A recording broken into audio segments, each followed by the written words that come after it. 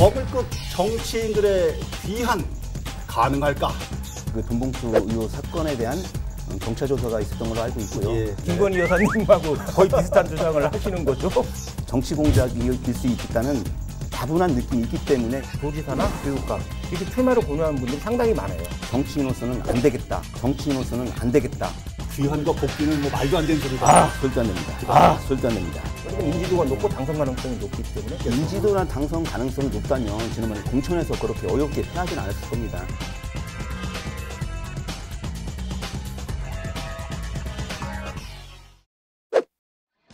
여러분 안녕하십니까? 가장 재미있고 가장 속 시원한 명품 시사 토크를 지향하는 리얼토크 한판입니다. 4월 총선이 지난 지도 벌써 넉 달째를 맞고 있는데요. 당시에 활약했던 지역의 거물 정치인들, 거물급 정치인들, 지금은 어디서 뭘 하고 있을까요? 과연 이들은 귀환이 가능할까요? 오늘 이 부분 두 분께 심도 있게 여쭤보려고 합니다. 오늘 두 분과 함께 하겠습니다. 전문 공증인 최용현 변호사, 청주시 의회에서 부의장까지 지낸 4선 청주시 의원이었던 박정희 전 의원 자리했습니다. 어서 오십시오. 네, 반갑습니다. 안녕하십니까. 반갑습니다. 오늘 오프닝 어떻게 괜찮으셨습니까? 명품은 아니지. 우리가 명품까지는 아닌 것 같은데요. 명품. 제가 자꾸 부추기는 거예요. 우리 패널도 부담 가지시라고. 알겠습니다. 오늘 좋은 말씀 또 기대해 보겠습니다. 예, 열심히 해보겠습니다. 예, 출발합니다. 오늘 본격 토크 갑니다. 거물급 정치인들의 귀환 가능할까?입니다. 거물급 정치인들 이렇게 하니까 아마 이 방송 보시는 분들께서 오늘 내 얘기 하려나? 뭐 이런 분들 더 계실 건데 안 나오는 분들도 계실 거고. 안 나오면 서운하시겠다. 그렇죠. 그래요. 자, 한번 얘기 나눠보겠습니다. 가장 먼저 상당부 쪽으로 한번 가보겠습니다. 국회 부의장까지 지내고 5선 지내셨죠? 그렇죠. 정우택 전 의원. 근데 너무 가슴 아픈 꼬리표가 이제 붙어버렸어요. 돈봉투 수수 의혹이라는 꼬리표. 이게 한동안 계속 가지 않겠습니까? 이분이 정계 은퇴를 선언하고서도 나올 것 같기는 한데, 근데 궁금합니다. 본인은 이제 억울하다고 하고 명예 신뢰 회복하겠다고 하는데 요즘 어떻게 지내고 계세요? 지난 3월 20날 최종적으로 불출마 공식 선언하시고 예. 또 그 당협 관계자분들에게 서승 후보를 좀 지지해달라라고 말씀하시고 이제 지역을 떠나셨고요. 예. 그 이후에도 지금 상당 당협에서 같이 활동했던 분들의 애경선은 잘 챙기고 계시고 있는 걸로 알고 있고 또 시도인과는 가끔 간담회를 통해서 지역의 또 여러 현안들도 듣고 계신 걸로 알고 있습니다. 가장 중요한 현안은 알다시피 그 돈봉투 의혹 사건에 대한 경찰 조사가 있었던 걸로 알고 있고요. 예. 최종적으로 이제 기소 여부가 결정이 돼서 재판에서 아마 이 부분에 대해서는 밝혀져야지 명예 회복을 할 수 있는 뭐 기초가 되지 않을까라고 생각하고 있습니다. 지금 그러면 현재 본인께서는 명예나 신뢰 회복을 위해서 계속 노력을 하고 있는 중이겠네요. 조사받은 지가 언젠데 간단한 사건이거든요. 조사받은 지가 언젠데 아직까지 강간무소식이라는 것도 그렇지만 그 이전에 수사가 정말 제대로 됐는지도 의심스러워요. 이 불법 금품 수수 사실을 폭로한 제보자들은 뭐 주거지나 사무실이거나 아니면 휴대폰까지 다 압수되고 신속히 조사를 했었거든요. 근데 정우택 전 의원이나 보좌관 직접 관련 있는 이분들은 진짜 제대로 압수수색을 하고 제대로 진짜 조사를 했는지 의심스럽고 우리나라 수사기관이라는 게 그렇잖아요. 권력자 앞에서는 한없이 작아지고 수사 미적미적 되잖아요. 예. 그런 식으로 명백하게 동영상이란 증거물이 있는데 과연 그냥 흐지부지 되지 않을까 이렇게 의구심이 좀 듭니다. 최 변호사님 말씀 저변에는 그러면 여전히 정우택 전 의원께서는 권력자다. 당연하죠. 엄청난 지역에서는 뭐 황제죠, 황제. 저는 그거에 대해서는 반발하고 싶습니다. 왜냐하면 반발한다. 뭐 현역이 아니기 때문에 저 같은 경우도 잘리고 나니까 여러 가지 좀 어려움이 있습니다. 전혀 권력자라고 생각하실 게 아니고 또 좀 더 철저한 조사가 있을 거라 보고 있고 경찰 조사는 좀 마무리된 걸로 알고 있습니다. 근데 검찰에서 이 부분에 대한 최종 판단이 돼서 아마 재판에서 결과가 나오지 않을까 그렇게 판단하신 게 가장 현명한 판단이라고 우리 생각합니다. 일반 시청자들이 보기에는 굉장히 명확한 사안인 것 같아 보이는 게 일단 받았다는 것이 명확하게 보였고 카메라가 없는 곳에서 확인도 안 하고 돌려줬다는 것이 본인 주장인 건데. 우리 김건희 여사님하고 거의 비슷한 주장을 하시는 거죠. 이런 부분은 사실은 요즘에 제가 무슨 뭐 넷플릭스에 나오는 정치 드라마 이렇게 보면 조작되거나 만들어진 건들이 너무 많거든요. 특히 이 건 같은 경우도 2020년도에 벌어진 일을 왜 지금 와서 터뜨리냐는 거죠. 이 시기적인 문제를 다 보면 이런 부분에 대해서는 정치 공작일 수 있겠다는 다분한 느낌이 있기 때문에 이런 부분까지 다 일일이 공천 시설로 붙인다면 정말 정치하기 너무 힘들다고 생각을 하고 있습니다. 박 의원님 지난번에 첫 방송 때 나오셔가지고 여야 불문하고 상식선에서 얘기하겠는데 지금 저쪽은 말도 안 되는 이쪽은 조작. 지금 그런 부분이 아니고요. 제가 다시 말씀드리지만 단지 CCTV와 이런 주장 때문에 된다는 거. 제가 요즘에 그 정치 드라마를 보면서 정말 공작이 난무하는 정치권의 그런 행태를 보고 있고 사실 또 그런 것들도 일부 언론에서는 그런 것도 부추겨서 이런 일들이 벌어지고 있기 때문에 이런 말씀을 제가 드리는 겁니다. 어떻게 받아들이십니까? 오늘 확인한 거 있습니다. 박지원 의원님은 지난 방송에서는 원희룡 라인이었잖아요. 오늘 보니까 지역에서는 정우택. 아니 일단은 저는 지금까지 정치를 하면서 라인을 타고 해본 적이 있습니다. 라인을 탔으면 제가 그 오창이라는 지역에서 나번을 다 교육받는 그런 일은 없었을 겁니다. 일단은 시민들이 평가를 하겠죠. 명백하게 그 동영상이 찍힌 그거 어떤 식으로 제보가 됐는지 중요한 게 아니에요. 유력한 정치인이 돈을 받았냐 안 받았냐가 중요한 거기 때문에 명백하게 CCTV가 있는데 진짜 받았나? 그걸 시민들이 판단하겠죠. 그리고 안 보이는 자리에서 돌려줬다 바로 나와서 그때 막 집어넣고 했는데 그것도 뭐 시민들이 평가를 하겠죠. 정호택 의원 같은 경우는 만약에 이제 금품 수수권이 좀 해소가 된다면 다시 정계 다시 도전하실 것 같아요. 다음 총선, 4년 뒤에 총선은 조금 힘들 것 같고 연세가 지금 53년생이시기 때문에 4년 뒤라면 70 한참 넘잖아요. 그렇죠. 그렇기 때문에 4년 뒤는 좀 힘들 것 같고 아마 중간에 도지사 도전, 2년 뒤에 도지사 도전을 할 가능성이 있는데 문제는 이제 김영환 지사랑 현 지사랑 같은 당 소속이잖아요. 그 때문에 도지사 도전도 조금 여의치 않다. 이렇게 전제를 한다면 저는 개인적으로 본다면 지금 윤석열 정권이 정권 후반기잖아요. 그렇기 때문에 정치력을 갖춘 정치적 감각을 갖춘 인물이 필요하거든요. 그런데 그런 면에서 본다면 중앙무대 국무총리나 비서실장 이런 쪽도 아마 생각을 해보실 것 같아요. 어떻게 평가하십니까? 저는 그런 부분에서는 좀 상당히 좀 어려움이 있을 거라고 판단이 되고요. 그러나 뭐 지금 현 우리 충북지사님 같은 경우가 지금 상당한 주민들의 우리 지역 주 도민들에게 인기가 사실적으로 현실적으로 지금 현재까지는 없기 때문에 사실 그 부분에 대해서는 어느 정도 도전의 가능성이 있다고 봅니다. 근데 그 전에 이 사법적인 문제가 완벽하게 해결이 돼야 된다고 생각하고 있고요. 그리고 본인의 이제 의지 그런 것들이 중요한데 실질적으로는 좀 어렵지 않을까라고 저는 개인적으로 생각하고 있습니다. 일단은 알겠습니다. 또 하나 확인한 사실이 있는데 우리 박지원 의원님은 반 한동훈 반 김영훈 아니 제가 앞으로 정치를 어떻게 할지 모르겠지만 반 한동훈 반 김영훈 이 말씀을 하시면 안 됩니다. 비한동훈 그런 말씀하시면 저 앞으로 정치하지 말라고 하는 얘기가 똑같고요. 뭐 정치에 대한 앞으로 욕심은 없지만 그러나 그런 얘기를 하시면 제가 밖에 나가서 상당한 비판을 받습니다. 어려운 분인데 왜 더 어려움을 주시려고 하시는지. 알겠습니다. 저 편안한 상식적인 토크를 하려고 하는데 자꾸 이렇게 정치적인 토크를 하셔갖고 저 어렵게 만드시겠습니다. 정우택 전 의원의 행보는 저희가 좀 지켜보도록 하겠습니다. 다음은 역시나 5선 의원을 지낸 변재일 의원입니다. 이분 저희가 여기서도 토크를 많이 했었었는데 뭐 나이 얘기하고 뭐 세대 교체 얘기하면서 어렵지 않겠냐 그런 얘기를 하면서도 선거 직전에 컷오프 설 막 나왔을 때 설마 컷오프가 되겠어 변재일 의원인데 그런데 컷오프가 돼버렸잖아요. 그렇죠. 지금 더불어민주당 중앙위원회 의장이요? 그렇죠. 엄청나게 높은 자리죠. 형식적으로 본다면 어떤 자리예요? 이 중앙위원회 의장이 전국 대의원 대회의 수임기구예요. 그리고 당의 중요한 의사결정을 하는 기구인 건 맞고 그다음에 당대표서부터 당직자들 그다음에 국회의원들 모두 다 그 위원 800명 정도가 위원으로 참여하는 거기에 의장이기 때문에 형식적으로 본다면 엄청나게 중요한 요직 높은 자리이지만 실질적 권한 결정이라는 거는 사실상 우리나라 그렇잖아요. 당대표 등 당의 패권자들이 결정을 하고 이 전국 중앙위원회 같은 경우는 의례적으로 절차적으로 통과하는 장소에 불과하기 때문에 의례적으로는 굉장히 높은 자리를 있지만은 실질적 권한은 별로 없는 자리. 명예는 굉장히 높아요. 다선 의원이 하는 자리죠. 그러시구나. 지금 거기서 의장 역할을 수행하고 있는. 최근에 인터뷰에서 도지사 2년 뒤에 도지사 이 얘기를 했을 때 변전 의원 같은 경우는 NCND 긍정도 부정도 하지 않았는데 속으로는 생각은 있으실 것 같은데 연세가 그때 되면 2년 뒤면은 78세거든요. 힘들지 않을까 싶어요. 78세 여전히 잊혀지지 않는 나이 얘기. 당시에 컷오프 됐을 때도 얘기를 좀 이렇게 좀 되돌아보면은요.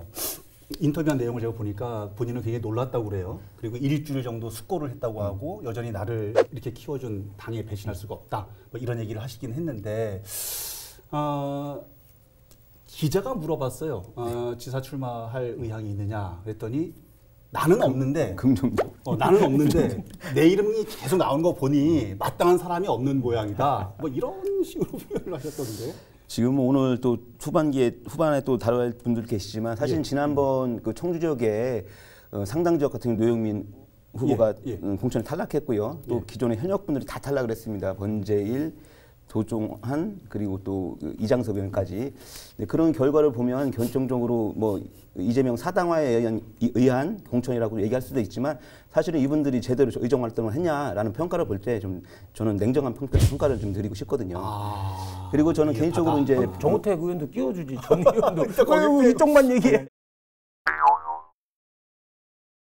요거 말씀드리겠습니다. 변재일 의원 같은 경우는 사실은 청주 오창에 방사강 과속길이라는 정말 우리 미래 먹거리를 주도할 수 있는 그런 것을 유치했는데 사실은 이런 부분들이 상당히 지금 어려움을 겪고 있습니다. 그리고 변재일 의원 같은 경우는 또 뭐 과학기술 쪽에 원래 많이 상임 활동도 하셨고 정동부 차관 출신이고 그렇기 때문에 하여튼 지역 발전에서 고생을 하실 수 있는 분이라고 저는 생각을 하고 있습니다.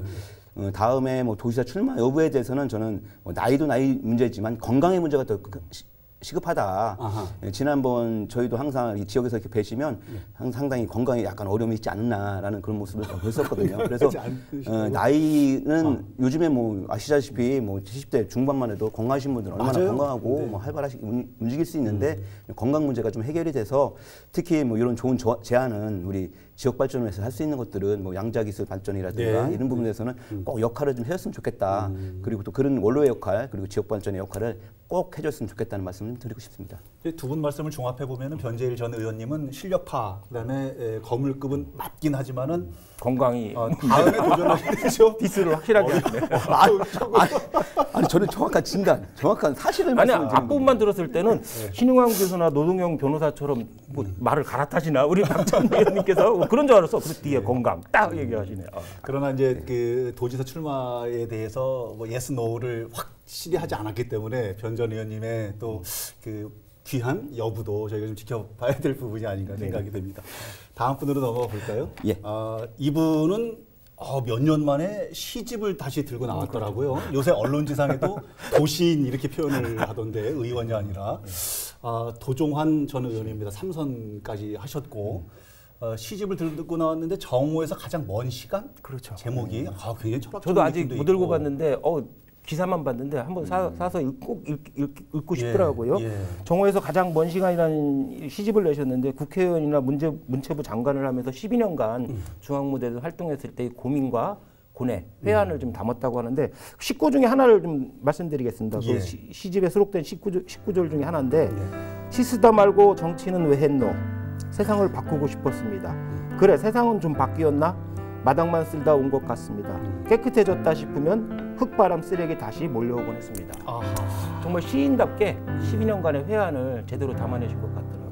정오라는 시간을 명시한 부분이 저는 굉장히 좀 와닿던데 정돈되고 활발하고 깨끗하고 근데 거기서 가장 멀리 있는 시간을 얘기하는 거니까 이제 밤 12시 같은 데를 얘기나 봐요. 그렇죠. 어둡고 컴컴하고 막 불야성이 이루고 정말 시인답게 표현을 하시는 것 같아요. 어떻게 보셨어요? 새로 나온 시집도 저는 뭐 시집 내용은 안 봤고요. 그러니까 도종환 의원님을 일단 말씀드리겠습니다. 저는 개인적으로 지금 말씀하셨던 그 시의 내용들과 또 그동안의 또 시 유니버스 활동에 대해서는 상당히 뭐 존경스럽고 좀 훌륭한 신이라고 말씀드리고 싶습니다.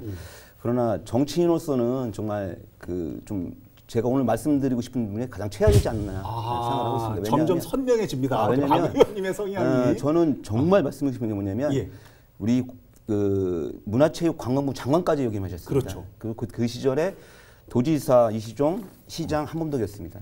저희 청주가 체육시설에 이 스포츠 멀티플렉스를 보면 한탄스럽기 그지없습니다. 지금 체육관을 진 지 50년이 넘은 체육관이 있고요. 야구장, 축구장은 정말 이번에 프로야구 경기 6경기를 유치하는데 얼마나 우리 홀대받았습니까? 맞아요. 그랬어요. 그런 부분들. 축구 지금 K2 리그가 운영되고 있지만 저희가 K2에서 지금 인구가 관중 인구가 제일 많은 데가 우리 청주입니다. 근데 운동장 사정은 정말 지금 K2 리그 14개 팀 중에서 꼴찌라고 봐도 할 정도의 수준입니다.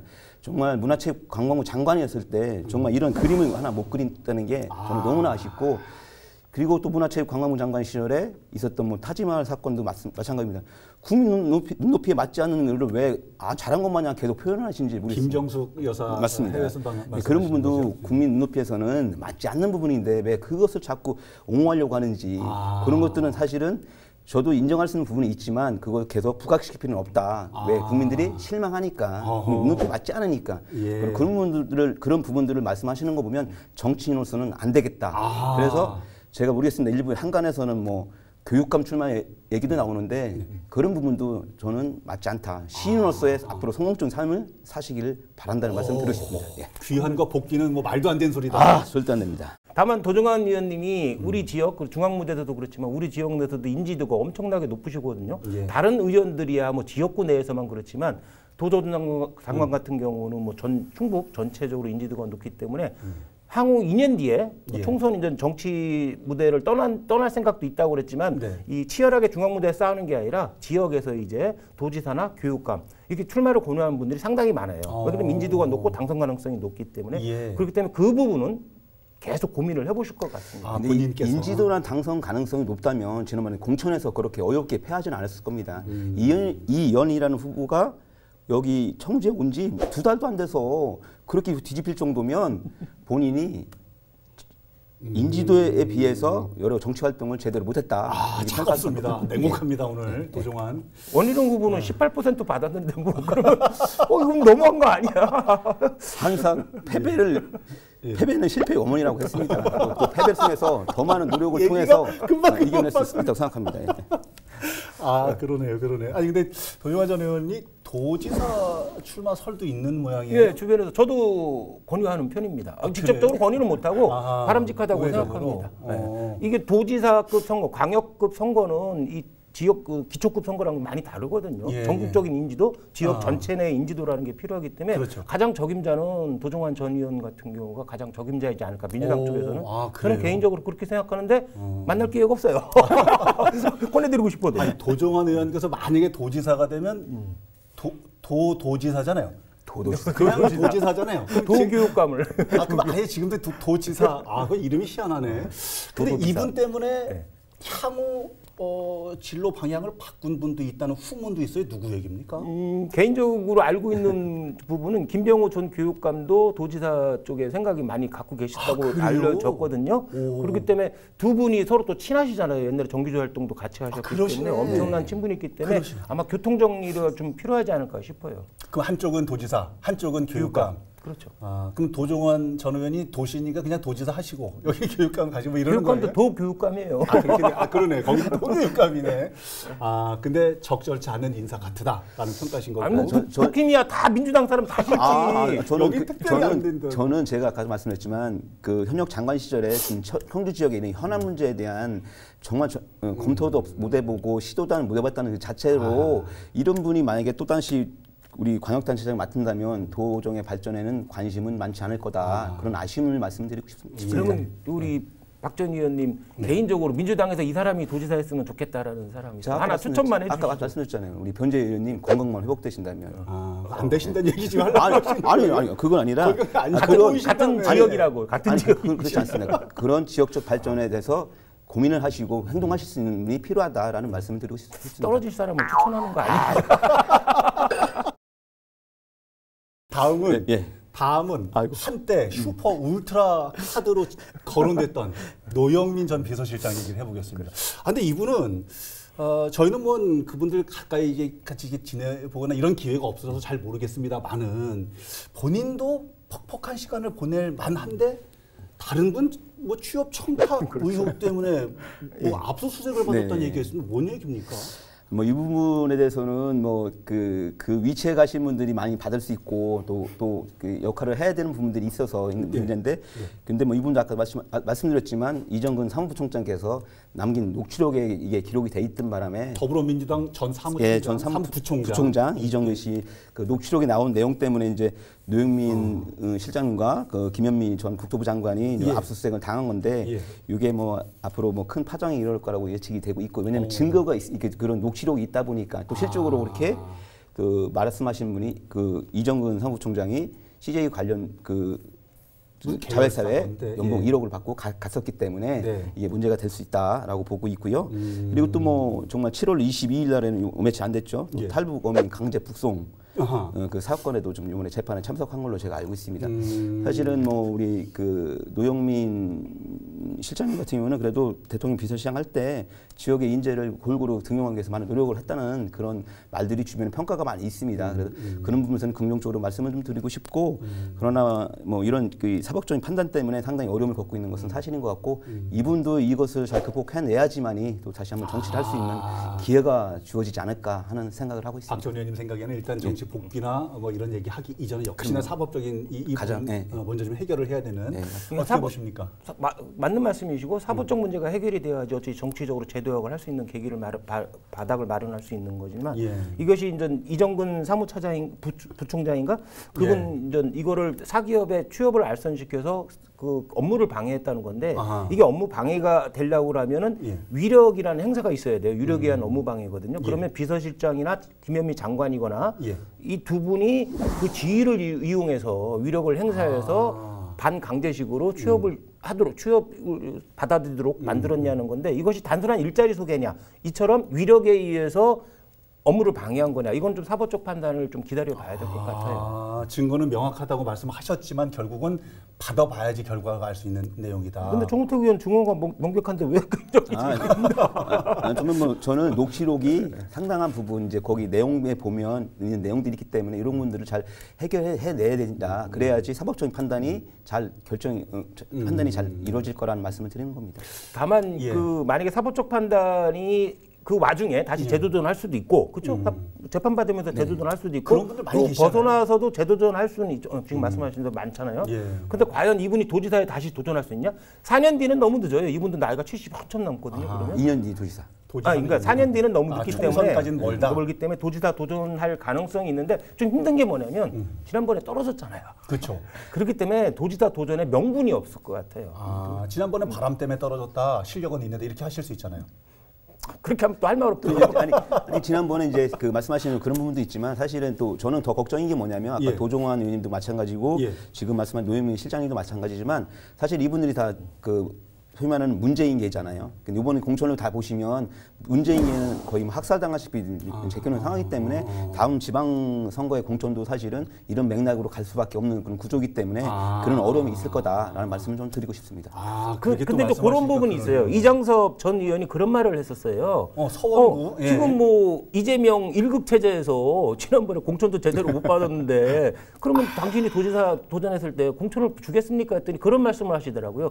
그때 되면 또 대선 분위기가 있기 때문에 이재명 대표가 포용력을 좀 보여줘야 된다. 포용력을 보여주기 때문에 가망성이 있다. 뭐 그렇게 차면은 뭐 노영민 전 실장도 가능하죠. 아니, 항상 긍정적인 생각을 갖고서 정치는 해야죠. 안 되겠다 생각하면 못하는 거니까 그런 판단은 본인들의 건강을 위해서, 본인의 뜻을 위해서 필요한 해석이라고 보시면 될 것 같습니다. 많은 분들께서 여전히 지역을 위해서 큰 일을 하실 분들이다라고 생각을 하는 분들이기 때문에 이분들의 향후 걸치도 좀 보도록 하겠습니다. 마지막으로 저는 이분을 생각을 하면 혼동스러울 때도 있는데 이장섭 전 의원이거든요. 근데 이분은 단박에 도전하자마자 한 방에 국회의원이 딱 됐어요. 그리고 대부분 그렇게 되면 서너 차례 하거든요. 한 번만 하고 딱 단박에 끝났어요. 어떠십니까? 다른 지금까지 네 분 유력한 지역의 중진 정치인들 말씀을 드렸지만 이분들은 도지사나 이런 총선 얘기 나왔을 때 다 뭐 말씀을 안 하시거나 NCND 긍정 부정 안 하시는데 유일하게 한 분만 이장섭 전 의원 같은 경우는 스스로 나 도지사 출마하겠다 적극적으로 의사를 피력을 했었죠. 본인은 분명히 나가겠다는 얘기를 한다는 거죠? 최초일 거야 아마. 최초일 거다. 어떠십니까? 아니 뭐 저기 나이적으로도 그렇고 가장 일할 수 있는 나이고 또 그 도에서 정무부지사가 이렇게 역할을 했었기 때문에 아마 가장 또 현실적으로 맞는 카드가 아닐까 민주당에서 저는 현실적으로 그렇게 보고 있고요. 특히 지난번 뭐 공천 과정에서도 또 겪었던 그런 내용도 있지만 또 깔끔하게 자기는 또 선당 후사란 마음으로 포기하시고 또 이광희 의원님 당선에 노력하는 걸로 알고 있습니다. 그래서 그런 그림도 크게 그리고 있지 않을까라고 생각을 하고 있습니다. 지금 박 전 의원님 말씀하신 대로 이장섭 전 의원 같은 경우 유리한 점은 있어요. 다른 경쟁자가 될 만한 변재일, 도종환 노영민 후보는 연세가 좀 70이 넘거든요. 이년이면 거의 70, 한 분은 71절이시고 근데 연세가 많은데 이장섭 전 의원 같은 경우는 지금의 이광희 의원과 동갑이거든요. 63년생으로서. 근데 비교적 젊은 나이기 때문에 유리한 점이 있고 또 말씀하신 대로 정부부지사로 도전 경험이 있고 거기에 더해서 청주와 제천 두 곳에 연고가 있잖아요. 그렇기 때문에 지역적으로도 유리한 면이 있어요. 다만 단점은 국회의원 측은 인지도가 좀 많이 낮아요. 지역에서. 그렇죠? 그렇고 아까 말씀드렸듯이 비명계란 한계. 이 두 가지 점을 어떻게 극복하냐. 이것이 문제겠죠. 과연 이분들이 나중에는 어떤 결과로 우리에게 어떤 모습을 보일지 궁금하네요. 개인적으로 지금 여러분들 거론을 좀 했는데 과연 지금 막 물밑에서 작업이라는 표현 좀 그러네요. 물밑에서 활동을 하고 계신 분들도 뭐 계실 줄 압니다. 우리 지역 정치 어떤 건에 가장 영향을 미칠 사람이라고 하면 이 5분 중에서 포함해서 혹시 뭐 이 5분만 얘기하죠. 알파 화제에서 하면 누구? 뭐 5분 중에서 지역에서 향후에 가장 영향력 지역의 정세 판세에 가장 영향을 미칠 사람은 바깥에서보다는 실제로 경쟁 그 말이 돼서 뛰는 경우가 가장 큰 영향력이 있죠. 그런 면에서 본다면 주변에서 출마 권유가 계속 나오고 있는 도종환 전 장관하고 스스로 출마하겠다고 한 이장섭 전 의원 같은 경우가 가장 지역의 핵심 변수, 지역 정가 변동의 핵심 변수가 되지 않을까 생각이 됩니다. 도종환, 이장섭 두 전 의원의 영향력이 가장 클 것이다. 본인들이 직접 뛸 것 같으니까. 생각이 있으니까. 어떻게 보세요? 저도 이 부분에서는 뭐 공감을 합니다. 왜냐하면 현실적으로 좀 그렇게 할 수밖에 없는 분들이니까 나머지 분들은 아까 말씀한 사법적인 문제가 일단 해결이 돼야 되고 건강의 문제가 해결이 돼야 된다는 제가 한계가 있다고 말씀드렸잖아요. 이런 부분이 해결이 안 됐기 때문에 그분들은 일단은 좀 지켜봐야 될 수밖에 없는 그런 상황이라고 볼 수밖에 없고요. 지금 말씀하신 두 분은 지금 뭐 자타가 다 후보로서의 뛸 확률이 높다고 판단하고 있는 부분이 있기 때문에 아마 우리 최영현 변호사님도 이 말씀을 하신 것 같습니다. 저희는 그렇게 이제 평가를 하고 전망도 그렇게 해보지만 실제 2년 후에 이게 이제 사실로 드러날지도 봐야 되고 현실로 드러날지 봐야 될 문제이기도 하고요. 처음에 지역의 거물급 정치인 이렇게 이제 말씀을 드렸었는데 사실 저 개인적으로는 뭐 엄청나게 큰 사업이나 예산이나 이런 걸 갖고 오는 정치인들을 거물급이라고 표현을 하기보다도 우리 지역 주민들의 소소하고 사소한 그런 정말로 필요한 이런 일들을 해결해주는 지역 정치인들이 거물급이 아닐까 이런 생각도 좀 들기는 한데 어떻게 받아들이실지 모르겠어요. 그렇게 말씀하면 제가 거물급 정치인이죠, 제가. 그렇습니까? 자, 오늘 끝내기 한 판으로 시간 정리해 보겠습니다. 변호사님. 오늘 비김영환계 박 전 의원님께서 오늘 5분 여전히 지역 발전을 위해서 꼭 필요하신 분이다 이렇게 말씀을 하시지만 대부분의 시청자분들은 떠나야 될 사람들이 아닌가 이제는 그렇게 생각하시는 분들이 많이 있을 수도 있어요. 유명한 시인이죠. 이영기 시인이 낙화라는 시에 문구가 나오잖아요. 아주 유명한 문구인데 가야 할 때가 언제인가를 분명히 알고 가는 이의 뒷모습은 얼마나 아름다운가. 이 5분들 좀 성찰을 해보셔야 돼요. 잘못해서 노욕으로 초한 노욕으로 남을 수 있고 이 식구처럼 아름다운 퇴장이 될 수 있거든요. 5분은 지금 그런 시간을 좀 갖는 시간이 필요하지 않을까 저는 개인적으로 그렇게 생각합니다. 알겠습니다. 잘 들었습니다. 네, 박 의원님. 이 정치인은 첫째도 둘째도 우리 시민들의 판단의 몫이라고 생각합니다. 지금 시민들이 더 현명한 판단을 할 거라고 저는 확신하고요. 이분들의 복귀 문제도 아마 우리 시민들이 결정할 상황이라고 저는 생각하고 싶습니다. 그러시군요. 시민들은 어떤 판단을 하게 될지 궁금합니다. 최 변호사님 마지막 말씀이 귀에 많이 남는데 오늘 이 방송 꼭 좀 그분들께서 보셨으면 좋겠다는 생각도 좀 한번 해보고 그러나 여전히 지역 발전을 위한 국가 발전을 위한 여력은 또 남아있기 때문에 그 타오르는 열정 또 어떻게 할 거야 이것도 좀 쏟아줘야 되잖아요. 비김영환계니까 김영환 지사만 안 보시면 돼요. 알겠습니다. 자, 오늘 시간은 이렇게 정리하고요. 또 다음 시간에 뜨끈뜨끈한 지역 이슈로 또 명품 시사 토크로 다시 찾아뵙겠습니다. 다음 시간에도 다 함께 리얼톡 하바!